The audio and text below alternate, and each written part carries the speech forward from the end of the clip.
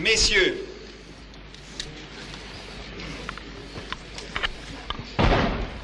l'indépendance du Congo constitue l'aboutissement de l'œuvre conçue par le génie du roi Léopold II, entreprise par lui avec un courage tenace et continuée avec persévérance par la Belgique. Elle marque une heure décisive dans les destinées, non seulement du Congo lui-même, mais je n'hésite pas à l'affirmer, de l'Afrique tout entière. Pendant 80 ans, la Belgique a envoyé sur votre sol les meilleurs de ses fils. D'abord, pour délivrer le bassin du Congo de l'odieux trafic esclavagiste qui décimait ses populations. Ensuite, pour rapprocher les unes des autres les ethnies qui, jadis ennemies, s'apprêtent à constituer ensemble le plus grand des États indépendants d'Afrique. Enfin, pour appeler à une vie plus heureuse les diverses régions du Congo que vous représentez ici, unies en un même Parlement. En ce moment historique, notre pensée à tous doit se tourner vers les pionniers de l'émancipation africaine et vers ceux qui, après eux, ont fait du Congo ce qu'il est aujourd'hui. Ils méritent à la fois notre admiration et votre reconnaissance, car ce sont eux qui, consacrant tous leurs efforts et même leur vie à un grand idéal, vous ont apporté la paix et ont enrichi votre patrimoine moral et matériel. Il faut que jamais il ne soit oublié, ni par la Belgique, ni par le Congo.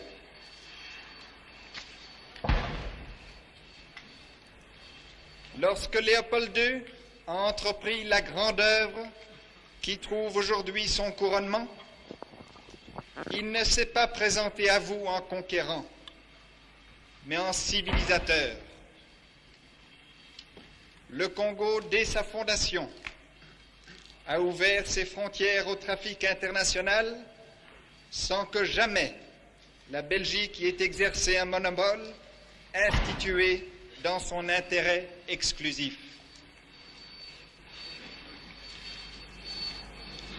Le Congo a été doté de chemins de fer, de routes, de lignes maritimes et aériennes, qui, en mettant vos populations en contact les unes avec les autres, ont favorisé leur unité et ont élargi le pays aux dimensions du monde. Un service médical dont la mise au point a demandé plusieurs années a été patiemment organisé et vous a délivré de maladies combien dévastatrices. Des hôpitaux nombreux et remarquablement outillés ont été construits. L'agriculture a été améliorée et modernisée.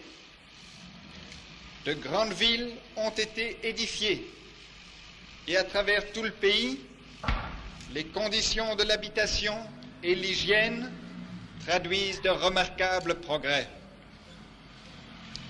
Des entreprises industrielles ont mis en valeur les richesses naturelles du sol.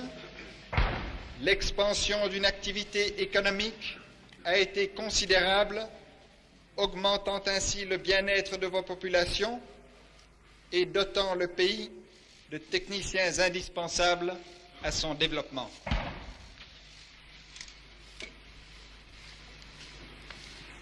Grâce aux écoles des missions, comme à celles que créèrent les pouvoirs publics, l'éducation de base connaît une extension enviable. qu'une élite intellectuelle a commencé à se constituer, que vos universités vont rapidement accroître. Un nombre de plus en plus considérable de travailleurs qualifiés appartenant à l'agriculture, à l'industrie, à l'artisanat, au commerce, à l'administration, font pénétrer dans toutes les classes de la population l'émancipation individuelle qui constitue la véritable base de toute civilisation. Nous sommes heureux d'avoir ainsi donné au Congo, malgré les plus grandes difficultés, les éléments indispensables à l'armature d'un pays en marche sur la voie du développement. Le grand mouvement d'indépendance qui entraîne toute l'Afrique a trouvé auprès des pouvoirs belges la plus large compréhension. En face du désir unanime de vos populations, nous n'avons pas hésité à vous reconnaître dès à présent cette indépendance. C'est à vous, messieurs, qu'il appartient maintenant de démontrer que nous avons eu raison de vous faire confiance. Dorénavant, la Belgique et le Congo se trouvent côte à côte comme deux États souverains, mais liés par l'amitié et décidés à s'entraider.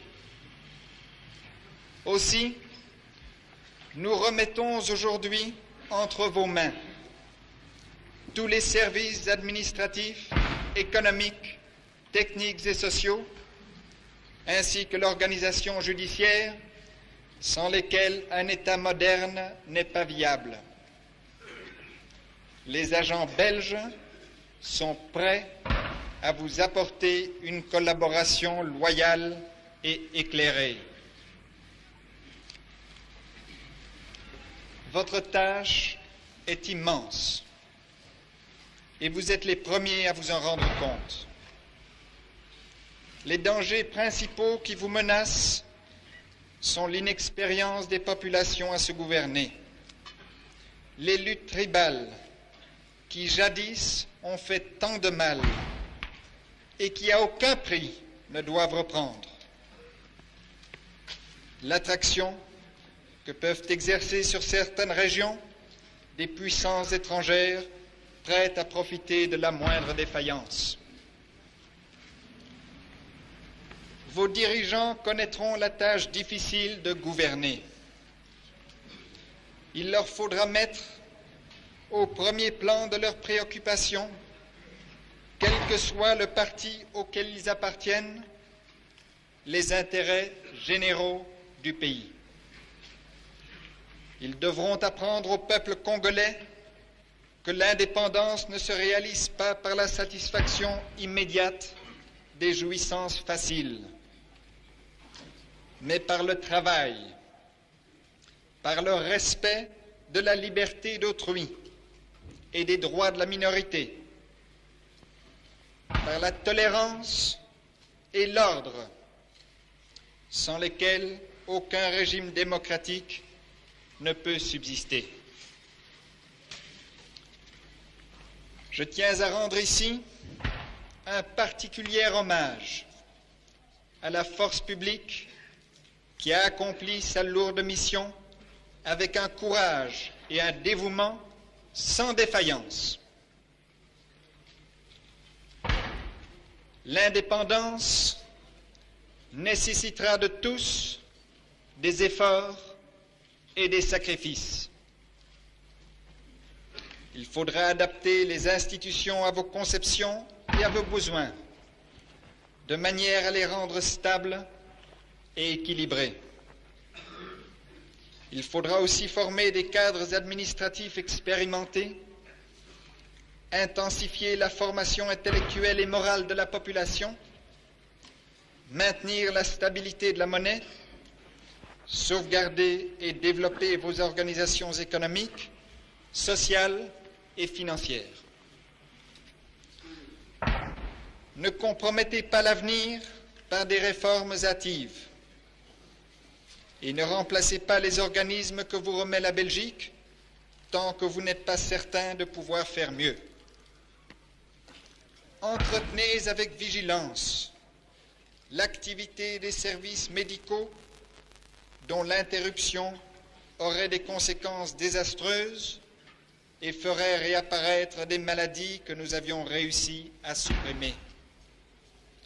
Veillez aussi sur l'œuvre scientifique qui constitue pour vous un patrimoine intellectuel inestimable. N'oubliez pas qu'une justice sereine et indépendante est un facteur de paix sociale. La garantie du respect du droit de chacun confère à un État dans l'opinion internationale une grande autorité morale. N'ayez crainte de vous tourner vers nous. Nous sommes prêts à rester à vos côtés pour vous aider de nos conseils, pour former avec vous les techniciens et les fonctionnaires dont vous aurez besoin. L'Afrique et l'Europe se complètent mutuellement et sont appelées, en coopérant, au plus brillant essor. Le Congo et la Belgique peuvent y jouer un rôle de première grandeur par une collaboration constructive et féconde dans la confiance réciproque. Messieurs, le monde entier a les yeux fixés sur vous. À l'heure où le Congo choisit souverainement son style de vie, je souhaite que le peuple congolais conserve et développe le patrimoine des valeurs spirituelles, morales et religieuses qui nous est commun et qui transcende les vicissitudes politiques et les différences de race ou de frontières. Restez unis et vous saurez vous montrer dignes du grand rôle que vous êtes appelés à jouer dans l'histoire de l'Afrique. Peuple congolais, mon pays et moi-même, nous reconnaissons avec joie et émotion que le Congo accède ce 30 juin 1960 en plein accord et amitié avec la Belgique à l'indépendance et à la souveraineté internationale.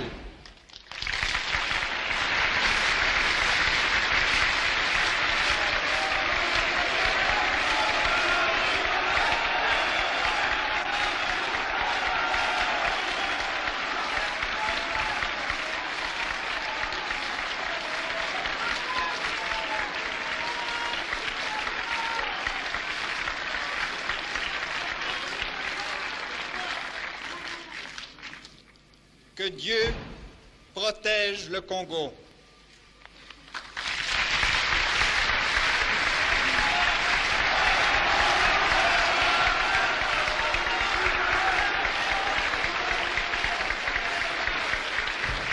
Le président Kassavubu vient de se lever. Dans quelques instants, il prendra la parole.